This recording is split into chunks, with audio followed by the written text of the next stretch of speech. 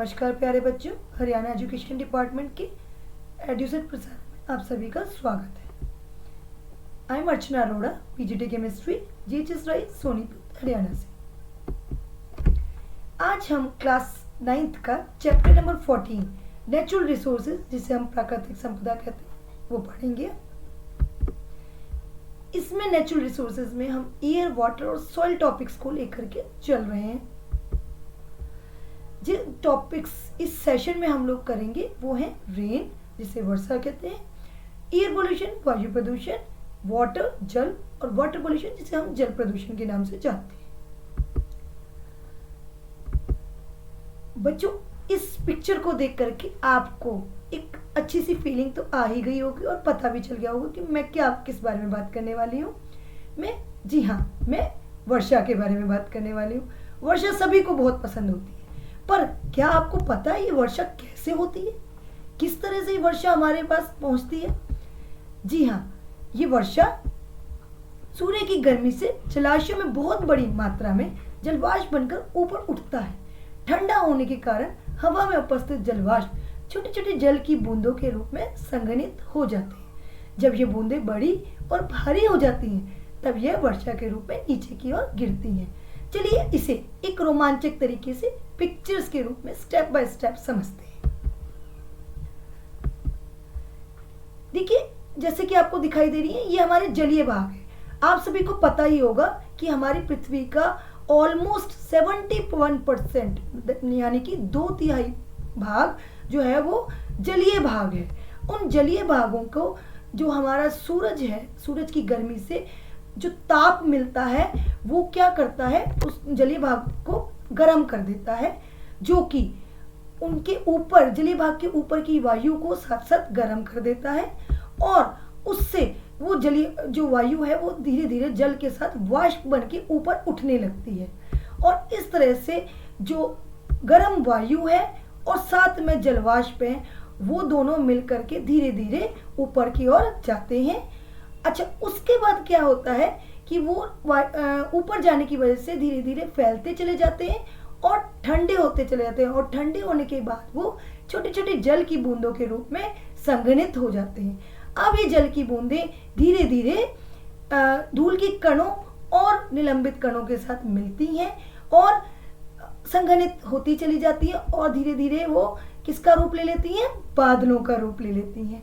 अब बादल जो है वो जब वर्षा, ये जो संघनित बूंदें हैं, ये जब बड़ी हो जाती हैं और बहुत भारी हो जाती हैं, तो किस रूप में सामने आते हैं?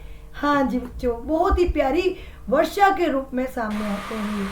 और इस तरह से जो वर्षा है, जो जल है, वो दोबारा से हमारी पृथ्वी पर पहुंच जाता है। बच्चों, चलिए आगे हम बताते हैं कि इसमें एक और पार्ट होता है, अवक्षेपण या वर्षण, जिसे हम प्रेसिपिटेशन भी कहते हैं। प्रेसिपिटेशन वायुमंडल में मौजूद जल जब संघनित होकर रिमझिम या तेज बारिश, बर्फ या ओलों के रूप में जब धरती की सतह पर पुनः वापस आता है, तो उसे वर्षण या अवक्षेपण कहा जाता है। पिक्चर से आपको पता ही चल रहा होगा कि जब वायु का तापमान बहुत ज्यादा कम हो जाता है, जैसा कि पहाड़ी क्षेत्रों में देखा जाता है, वो क्या होता है, तब वह हिमवृष्टि या ओलों या बर्फ के रूप में सामने आता है, जिसे हम स्नोफॉल भी बोलते हैं। प्यारे बच्चों, जैसे कि हमने अभी तक पढ़ा कि ग्राउंड वाटर एवोपरेट होकर के कंडेंसेट होता है, कंडेंसेशन करता है, और कंडेंसेशन होकर के वो दोबारा से ग्राउंड वाटर के रूप में जो है वो वापस आ जाता है वर्षा के रूप में। और इसी में एक प्रेसिपिटेशन प्रोसेस भी होता है, और जो यही ग्राउंड वाटर पत्तों से ट्रांसपिरेशन करके, वाष्पोत्सर्जन करके वापस से एटमॉस्फेयर में पहुंच जाता है और बादलों का रूप लेता है। ये वाटर साइकिल जो है वो एक अच्छे से एक्सप्लेनेटरी वे में हम बाद के टॉपिक्स में पढ़ेंगे। प्यारे बच्चों, एक और रोचक बात मैं आपको बताना चाहूंगी कि वर्षा का जो पैटर्न है वो पवनों के पैटर्न पर भी निर्भर करता है। भारत के बहुत बड़े भूभाग में अधिकतर वर्षा दक्षिण पश्चिम, जैसे कि आप इस मैप में देख ही रहे हैं, दक्षिण पश्चिम और उत्तर पूर्वी मानसून के कारण होती है। आपने कई बार समाचार पत्रों में और न्यूज में सुना होगा कि यहाँ इस जगह पे बहुत ज़्यादा वर्षा हुई, जैसे कि बंगाल की खाड़ी में बहुत ज़्यादा वर्षा हुई। तो इस तरह से उस चीज़ों वर्षा का जो वो है जो होना ना होना जो है वो पवनों के पैटर्न पर भी निर्भर करता है। चलिए अब हमारी प्राकृतिक संपदा वायु के बारे में बात कर लेते हैं। वायु जिसके बिना हम जीवित भी नहीं रह सकते, और अगर वही वायु शुद्ध ना होकर के अशुद्ध होती चली जाए तो कितना नुकसान करती है हमारी बॉडी को, हमारे वातावरण को, हमारे पूरे वायुमंडल को।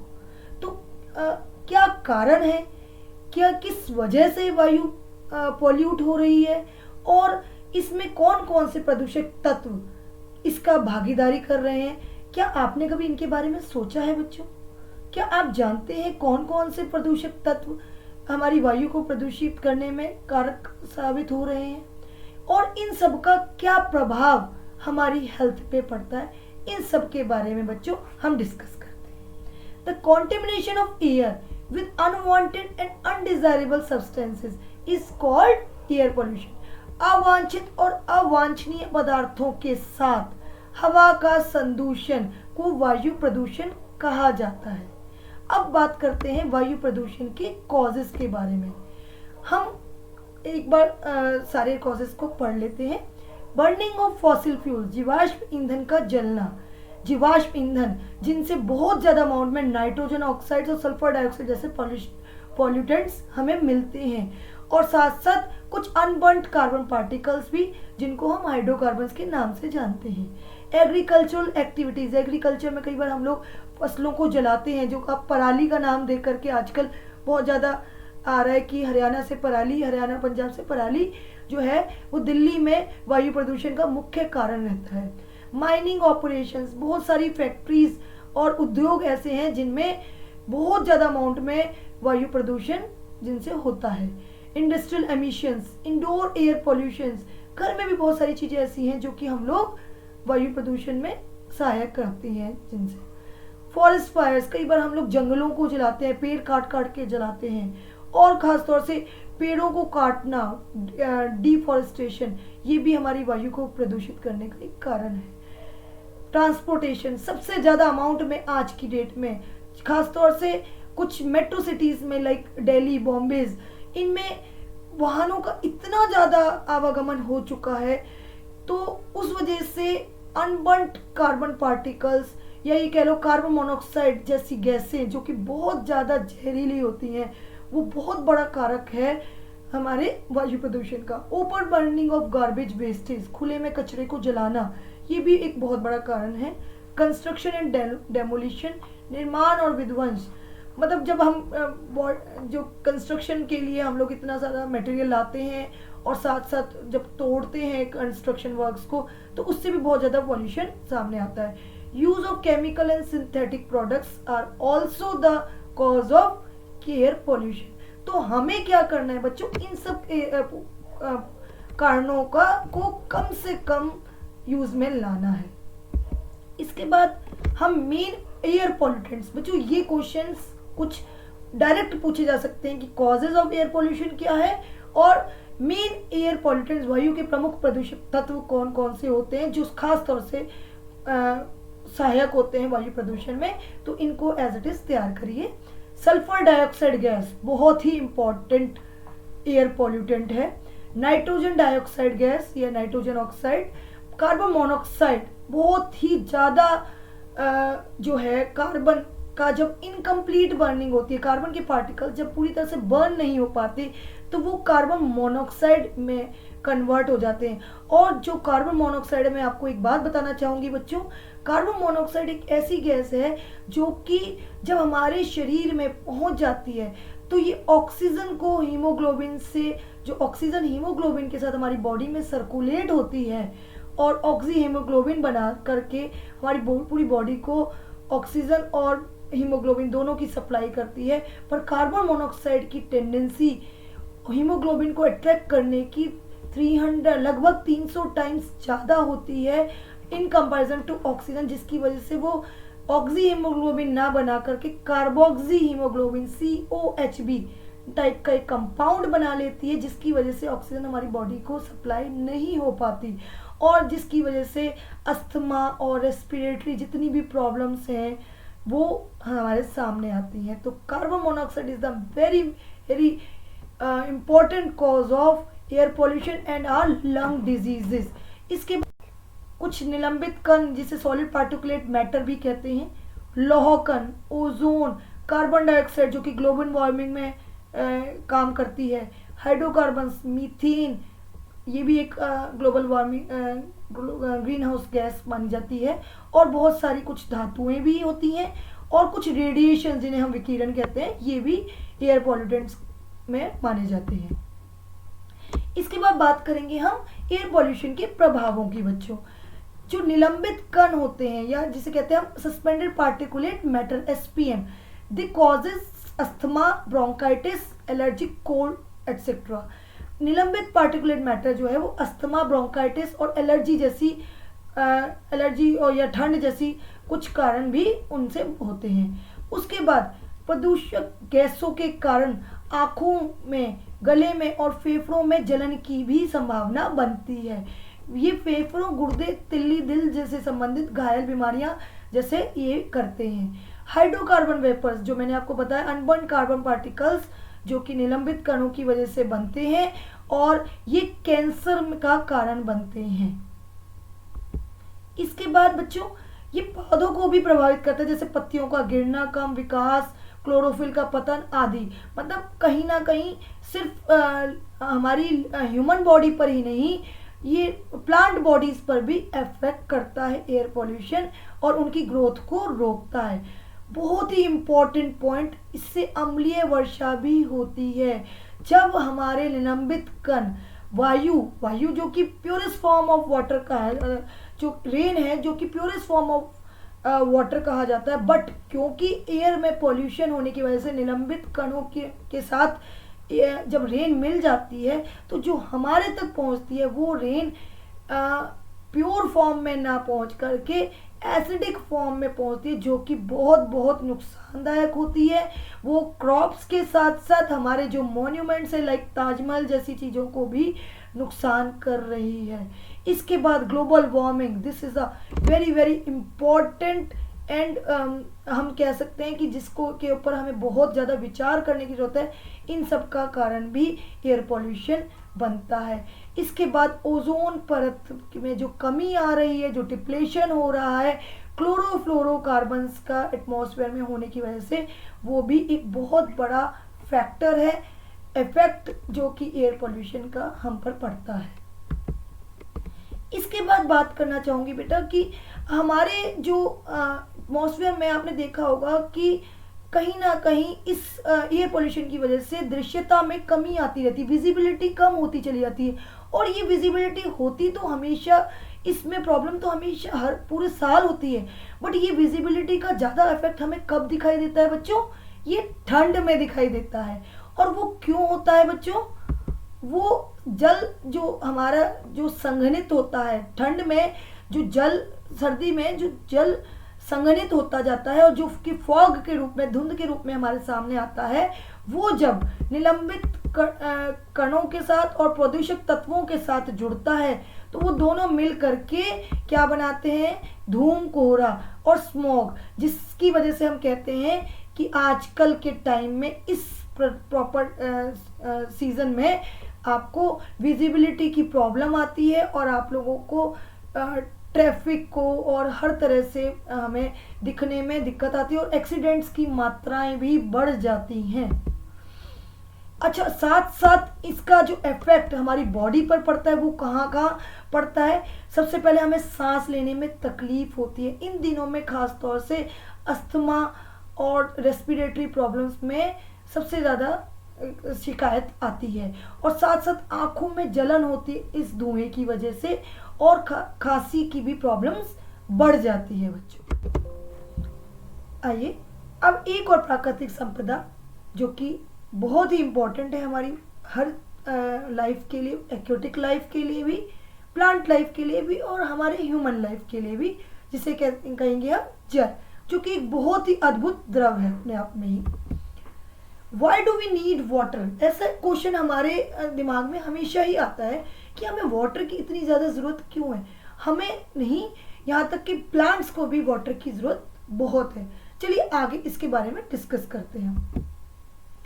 देखिए, सबसे पहली बात कि वाटर हमारे बहुत छोटे छोटे कामों में तो काम आता ही आता है, जैसे कि खाना बनाना, नहाने, बर्तन धोने, सफाई करने घर में, पीने के लिए और साथ साथ कपड़े धोने के लिए। तो बहुत छोटे छोटे काम हैं जो कि वाटर काम आता है। पर आपको जानकर हैरानी होगी कि हमारी बॉडी के जितने भी सेलुलर प्रोसेस होते हैं, जितने भी कोशिकीय प्रक्रियाएं होती हैं, वो जल में घुलित होकर के ही होती हैं। मतलब जल जो है हमारी सभी कोशिकीय प्रक्रियाओं में हेल्पफुल होता है। इसके बाद मैं बताना चाहूँगी आपको कि जो जल है, हमारी जो बॉडी है, वो लगभग 70% जलीय जल या जल में घुलित पदार्थों से ही बनी है। इसके बाद जो हमारी अर्थ है, उस पे लगभग 70.8, जो कि हम कहते हैं लगभग 71% जो है वो अर्थ जो है वो पानी से ही घिरी हुई है। अब बात करते हैं कि जो हमारे पास 71% है, उसमें से लगभग उस 71% का 97% पार्ट जो है वो ओशियन वाटर, मतलब सागर और महासागरों में है, जो कि जल जो है वो खारा होता है, जो कि हम पीने योग्य नहीं है। अब जो बचा सिर्फ 3% जो कि फ्रेश वाटर हम कह सकते हैं, शुद्ध जल जो कि पीने योग्य में हम ले सकते हैं। अब उसका भी अगर हम देखें तो लगभग 70% जो जल है, उस 3% का भी 70% जल जो है वो ग्लेशियर्स में, यानी कि बर्फ से ढके हुए पहाड़ों में। उसके बाद रिवर्स और लेक्स में तो लगभग 1% ही होता है। उसके बाद हम बात करेंगे जो भूमिगत जल है वो 29% लगभग होता है। मतलब 3% का भी बहुत सारा पार्ट जो है वो ग्लेशियर्स में, मतलब बर्फ से ढके हुए पहाड़ों में है। हमारे पास जो पानी है वो बहुत कम मात्रा में हमें मिल पाता है। आप देख रहे हैं कि फ्रेश वाटर जो है वो लगभग ये बर्फ से ढके हुए पहाड़, नदी, झीलें और तालाबों में होता है, और बाकी का जो है वो भूमिगत जलों में या अंडरग्राउंड वाटर के रूप में पाया जाता है। इसके बाद बात करेंगे हम कि जब हमें पता है कि 3% ही पानी हमारे पास शुद्ध जल के रूप में है, बाकी सारा जो है वो सागरों और महासागरों में खारे पानी के रूप में है, सॉल्टी वाटर है, जो कि हम लोग एडजस्ट नहीं कर सकते उसको अपने जीवन यापन में। तब भी हम ह्यूमन ही उस जल को कितनी बुरी तरह से, कितनी लापरवाही से यूज़ करते हैं, और उसका हम बिल्कुल भी ध्यान नहीं रख पा रहे हैं। आप देखेंगे कि कुछ गांव के इलाकों में, यही कह सकते हैं कि कुछ इलाकों में इतना ज़्यादा जल की कमी आ जाती है कि सूखा घोषित कर दिया जाता है, सूखा आ जाता है। और कुछ इलाकों में इतनी ज़्यादा जल की मारामारी हो जाती है कि लोगों को कहाँ, मतलब वहाँ पर जल का कोई सोर्स ही नहीं होता, और लोगों को स्पेशल टैंकर्स मंगवा के दूर दूर से अपनी बाल्टियाँ और घर के बर्तन भर भर के पानी, पूरी पूरी फैमिली को वाटर के लिए एडजस्टमेंट्स करनी पड़ती हैं, और अपने दैनिक जीवन यापन को इस तरह से हमें गुजारना पड़ता है। तो हमारा खास तौर से हक बनता है कि हम ये जाने कि जल कितनी बड़ी एक मूल्य संपदा है, जिसका ध्यान भी हम नागरिकों को ही रखना है। हमें क्या कहना, हम कहते हैं कि सेव वाटर, जो कि सेव अर्थ के लिए भी हेल्पफुल है। तो इसके लिए सरकार समय समय पर कोई ना कोई हमें इंडिकेशंस देती रहती है, कुछ ना कुछ एक्ट्स निकालती रहती है। साथ ही हम लोग वर्ल्ड वाटर डे भी मनाते हैं 22 मार्च को, सिर्फ इसीलिए कि जल एक जो बहुत बहुमूल्य संपदा है, ये हमारे लिए हमें पूरी तरह से मिलती रहे और हमें कहीं कोई कमी ना आने पाए। अब मैं आपको बताना चाहूँगी कि जो ये जल है, सबसे पहली बात तो जल का मिलना ही बहुत मुश्किल है, पर हमारी ही कुछ ह्यूमन एक्टिविटीज़ या हमारे ही कुछ उद्योग जो है इस जल को प्रदूषित करने में लगे हुए हैं। सबसे पहले मैं बताना चाहूँगी कि जल प्रदूषण है क्या। हानिकारक और अवांछनीय पदार्थों द्वारा जल निकायों के प्रदूषण को जल प्रदूषण कहा जाता है। जितनी भी जो हमारी जो वाटर बॉडीज़ हैं, उनमें आप देख रहे कितना ज़्यादा अमाउंट में वेस्टेज कहाँ से हमारी ही ह्यूमन एक्टिविटीज़ की वजह से इतनी ज़्यादा वेस्टेज उनमें मिलती है कि वो जल पीने योग्य रह ही नहीं पाता। आप देखिए कि जल प्रदूषण किस तरीके से दिखाई दे रहा है। हम छोटे छोटे जो इवेंट्स मनाते हैं गणेश उत्सव के टाइम पे भी, और भी जो उद्योगों से कितना अमाउंट में कचरा बाहर आता है, और जो हमारी एक्वेटिक लाइफ को भी खराब करता है, साथ साथ हमारे पीने योग्य पानी को भी खराब करने पे तुला हुआ है। इसके बाद हम देखेंगे कि जल प्रदूषक तत्व कौन कौन से हैं जो कि हमारी जो दैनिक दिनचर्या को प्रभावित कर रहे हैं। उनमें सबसे पहले आ जाता है फिजिकल पॉल्यूटेंट्स, भौतिक प्रदूषक तत्व।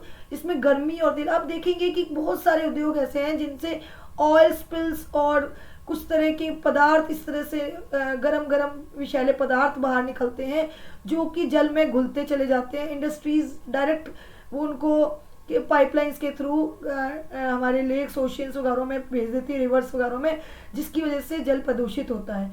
इसके अलावा हमें पता है कि हमें जो क्रॉप्स में फर्टिलाइजर्स और वीडीसाइड्स, पेस्टिसाइड्स का यूज़ करना बहुत ज़रूरी है जिससे कि हमारी क्रॉप्स खराब ना हो। पर क्या किया जाता है कि जब उनको डायरेक्टली जो ये जितने भी पेस्टिसाइड्स वगैरह होते हैं इनको रिवर्स वगैरह में पास ऑन कर दिया जाता है, मतलब वो उनको प्रवाहित कर दिया जाता है, जिस वजह से हमारी एक्वेटिक लाइफ भी बहुत बहुत प्रभावित होती है। तो ये सारी चीज़ें जो हैं वो हमारे रासायनिक प्रदूषक तत्वों में या केमिकल पॉल्यूटेंट्स में आती हैं। इसके अलावा बायोलॉजिकल पॉल्यूटेंट्स लाइक हमारे जितने भी जर्म्स होते हैं, वायरसेस, माइक्रो ऑर्गेनिजम्स होते हैं, सूक्ष्म जीव जो हैं, वायरसेस, बैक्टीरियाज एक्सेट्रा, ये भी हमारे जल को प्रदूषित कर रहे हैं। और इन प्रदूषक तत्वों से जो हमारे प्रभाव पड़ता है हमारे बॉडी पर, जैसे कि हम देखते हैं कि इससे मानव रोग जैसे टाइफाइड, हैजा, पीलिया आदि होते हैं। आप देखेंगे जो दूषित जल, हमें पूरी तरह से जल तो पहले ही नहीं मिल पा रहा, और वो जो जल मिल रहा है वो भी बहुत अमाउंट में हमें दूषित जल मिल रहा है due to human activities, due to some industries, due to use of fertilisers, pesticides, detergents etcetera. तो उस जल जो वाटर बोर्न डिजीजेज हमारे सामने आती है like typhoid, cholera, dysentery and पीलिया, जॉन्डिस, ये सब भी हमारी बॉडी को बहुत ज़्यादा नुकसान पहुंचाते हैं। इसके बाद मैं बात करना चाहूँगी यूट्रोफिकेशन, एक बहुत ही ज़्यादा इम्पॉर्टेंट टर्म जो कि हम कह सकते हैं कि जल निकायों में रसायनों का अत्यधिक इकट्ठा होने से जल निकायों में शैवाल अपने विकास के लिए पानी में घुलित ऑक्सीजन को ले लेते हैं, जिसके कारण जलीय जीवन गायब होने लगता है। क्या होता है कि हमारी जो पानी है, जो रिवर्स वगैरह जो भी होते हैं, उनमें डिजॉल्व ऑक्सीजन, जल में घुलित ऑक्सीजन होती है, जो कि एक्वेटिक लाइफ जिनसे ऑक्सीजन सप्लाई, एक्वेटिक लाइफ को ऑक्सीजन सप्लाई रेगुलर मात्रा में मिलती रहती है। पर क्योंकि कुछ ये जो पॉल्यूटेंट्स की वजह से, चेंजेस आने की वजह से वो एक्वेटिक लाइफ डिस्टर्ब होती है, और ये जो जल में जो घुलित डिजॉल्व ऑक्सीजन है ये कहीं मात्रा में कमी आती जाती है, जिसकी वजह से हमारी एक्वेटिक लाइफ पर असर पड़ता है और वो धीरे धीरे खत्म होने लगती है। इस पूरे प्रोसेस को हम क्या कहते हैं? यूट्रोफिकेशन कहते हैं। ये डेफिनेशन भी आप तैयार रखिए बच्चों। इसके बाद मैं बताना चाहूँगी आपको कि जल जो प्रदूषण है उसके लिए जो कुछ फैक्टर्स काम करते हैं वो क्या क्या हैं। वो ये है कि जलाशयों में अनैच्छिक पदार्थों का मिलना, जैसे खेतों में हम उर्वरक और पीड़कनाशी यूज करते हैं, पेस्टिसाइड्स और जो वीडीसाइड्स हैं वो यूज करते हैं, फर्टिलाइजर्स यूज करते हैं, वो सीधे सीधे कहाँ उसको प्रभावित कर दिया जाता है, उनका फ्लो कहाँ कर दिया जाता है? हमारे रिवर्स, ओशियंस में कर दिया जाता है, जिसकी वजह से जो हमारा फ्रेश वाटर है वो पॉल्यूट हो जाता है, जिसकी वजह से जो हमारी एक्वेटिक लाइफ और हमारी नॉर्मल लाइफ को भी बहुत नुकसान पहुंचता है। और इस तरह से जो जर्म्स हैं, बीमार फैलाने वाले जो कीटाणु हैं, वो हमारी बॉडी को हमारे तक पहुंचते हैं और हमारी बॉडी को नुकसान पहुंचाते हैं और वाटर बॉर्न डिजीजेस क्रिएट करते हैं। इसके बाद मैं बताना चाहूँगी कि कई बार क्या होता है, जो हमारी जो रिवर्स ओशियंस होते हैं उनमें इन पॉल्यूटेंट्स के आने की वजह से ऑक्सीजन, जो डिजॉल्व्ड ऑक्सीजन का लेवल जो है वो धीरे धीरे कम होता चला जाता है, और उसका इफेक्ट जो है वो किस पर पड़ता है, जिससे कुछ इस तरह के जो पॉल्यूटेंट्स हैं इनकी वजह से एल्गी ग्रोथ बढ़ती चली जाती है, एल्गीज की ग्रोथ बढ़ती चली जाती है, और वो क्या करते हैं कि जो डिजॉल्व्ड ऑक्सीजन है वो अपनी ग्रोथ में लेते रहते हैं, जिसकी वजह से वो जो प्रॉपर ऑक्सीजन है वो हमारी एक्वेटिक लाइफ को नहीं मिल पाती, जिससे उनके अंदर कमी आती है, वो मरना शुरू कर देते हैं, और यूट्रोफिकेशन जिस प्रोसेस को हम कहते हैं वो काम करने लग जाता है। तो इच्छित पदार्थों का जलाशयों से हटना, मतलब डिजॉल्व ऑक्सीजन का हमारे रिवर्स ओशियंस में से कमी होने की वजह से एक्वेटिक लाइफ का डिस्टर्ब होना, ये भी एक फैक्टर है जल प्रदूषण का। इसके बाद कई बार जो हमारे इंडस्ट्रीज वगैरह से डायरेक्ट ऑयल स्पिल्स वगैरह, मतलब जो तेल और गरम लोहा वगैरह कुछ पॉल्यूटेंट्स जो है वो डायरेक्ट हमारे ओशियंस में प्रवाहित कर दिए जाते हैं, जिनकी वजह से टेम्परेचर में डिफरेंस आने की वजह से हमारी जो एक्वेटिक लाइफ है कहीं ना कहीं डिस्टर्ब होती है, और वो एडजस्ट नहीं हो पाती, अडेप्ट नहीं कर पाती, उसकी वजह से भी हमारी एक्वेटिक लाइफ मरना शुरू कर देती है और कमी आनी शुरू हो जाती है। तो ये सारे कुछ फैक्टर्स हैं, ये तीनों फैक्टर्स भी बहुत बहुत इम्पॉर्टेंट है और हमारे एनसीईआरटी का पार्ट है।